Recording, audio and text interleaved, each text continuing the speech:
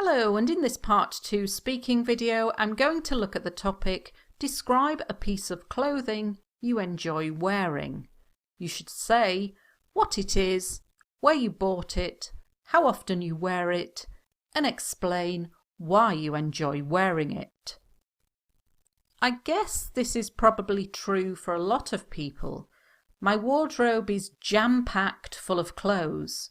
But I tend to wear a small proportion of them because they are what I feel most comfy in. My old favourite is a hoodie that I've had for a good number of years now, so I've decided to talk about that item of clothing. I can't remember exactly when I got it, but it was roughly 5 years ago. It was given to me by my parents on my birthday, so it does have sentimental value, but the main reason for wearing it is comfort and practicality. In terms of colour, it's plain black with a logo on the front, and there is some writing on the back as well. I'm not into wearing loud colours, so I tend to wear a lot of black, and the good thing about this hoodie is that it goes with everything, so no matter what I'm wearing, it matches. Sadly, because it has been washed so many times, the colour has faded, so I tend to wear it more when I'm chilling at home nowadays. My mum keeps threatening to throw it away because it looks so washed out. Like I said, I usually only put it on at home now, but that is pretty much day in, day out. The only time I don't wear it is when it's in the wash. When I get new things, I'm scared to wear them because I don't want to spill anything on them and get a stain on them, whereas with older clothes, I don't care as much, so I think this is the major reason why I live in it, because I'm not worried about spillages. My mum actually bought me another one to replace this one because she was sick of seeing me in it. But it's not as comfortable as my old one, as the fabric feels stiff. One of these days I will have to switch over and start wearing it, but for the time being I am going to continue wearing this washed out and beloved one. Right, let's take a look at some of the language in here. There's a lot of language in this model answer.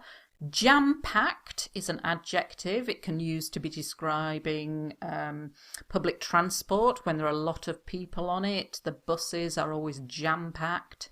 You can use it to describe places on Saturday afternoons. The city centre is jam-packed with people. So it means there is a lot in there. Remember to use I tend to for something that you do often or frequently. I tend to eat, I tend to use, I tend to wear. Comfortable is quite a tricky word to say, so often we shorten it to comfy because it's much easier to say and it's shorter. My old favourite. This is a favourite thing that you've had for a long time. And a hoodie, and I've chosen this item of clothing because it can be worn by both men and women, and they are quite fashionable, and it's quite a new word in English, and it describes these tops that have a hood, and so that's why we call them a hoodie. A good number of years. This is quite informal, so only use it in speaking, but it means quite a few years. Remember, when we're talking about clothing, it's uncountable, so we say a piece of clothing or an item of clothing. Roughly means about.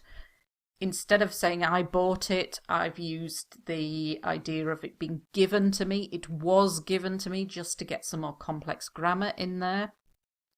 And you can say it has sentimental value, or when you want to emphasize or stress something, it does have sentimental value. This means it has a special meaning. So it might not be expensive or worth a lot of money, but it has a special meaning for you. Sentimental value.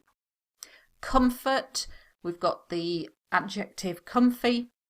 You can try to use the noun comfort as well. Practicality, it's practical. In terms of, when you're going to talk about something else, you can use in terms of, can also be used in IELTS writing as well. When we have something that is just mainly black, we say plain black. So there are no other colours on it, plain black.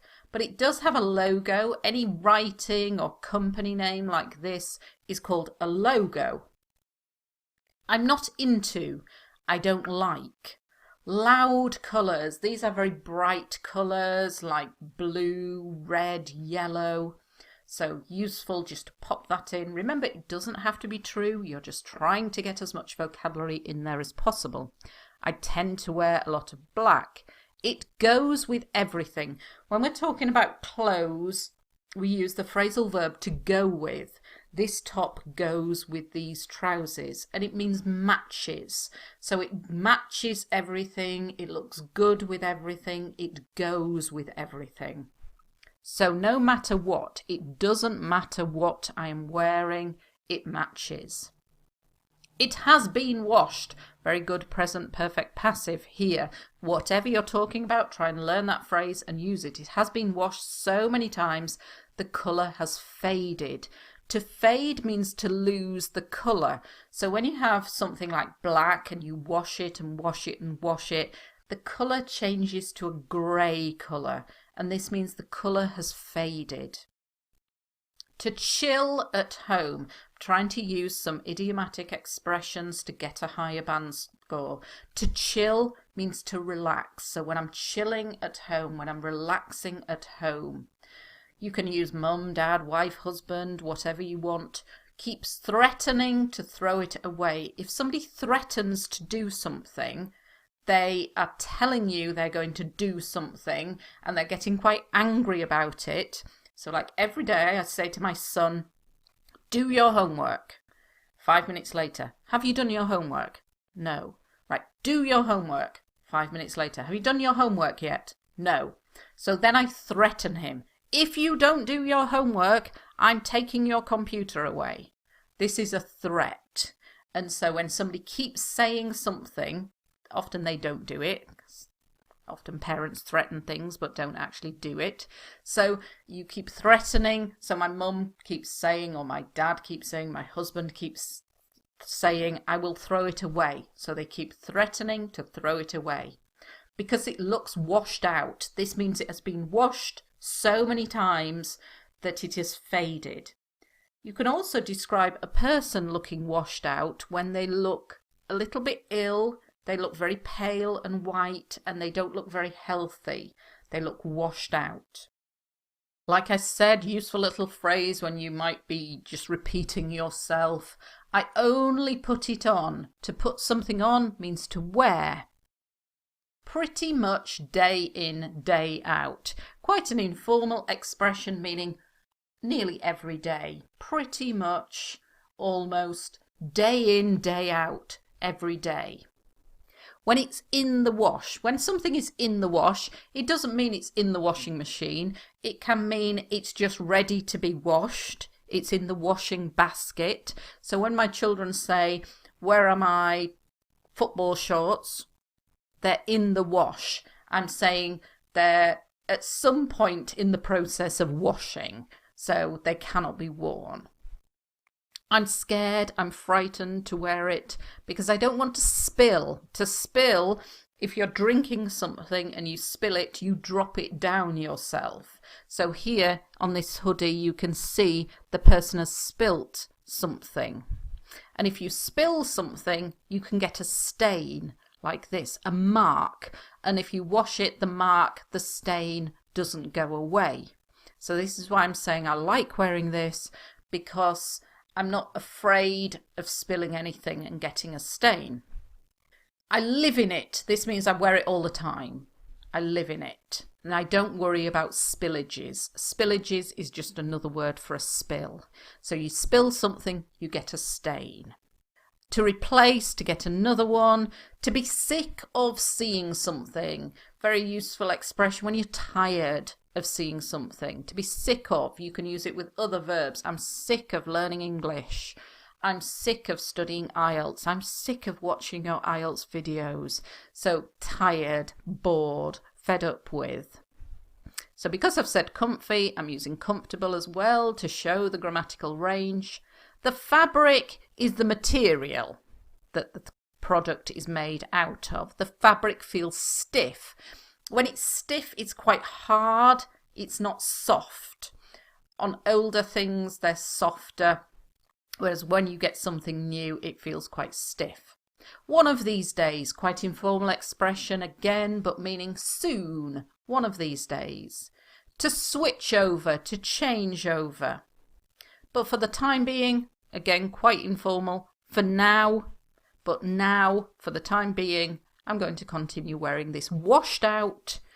So it's washed out, it's faded, and beloved. So I love it a lot, so it's a beloved item of clothing. A huge amount of vocabulary in this answer.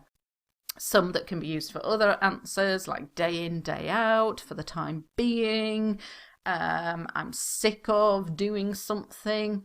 However, some specific for this topic, like spill, spillages, stain, to put something on, comfortable, comfy, the fabric, is it plain black, does it have a logo, it was given to me by, so quite a good topic if you get this one, and you can remember as much vocabulary as possible because there is a lot of complex vocabulary that you can use in this topic.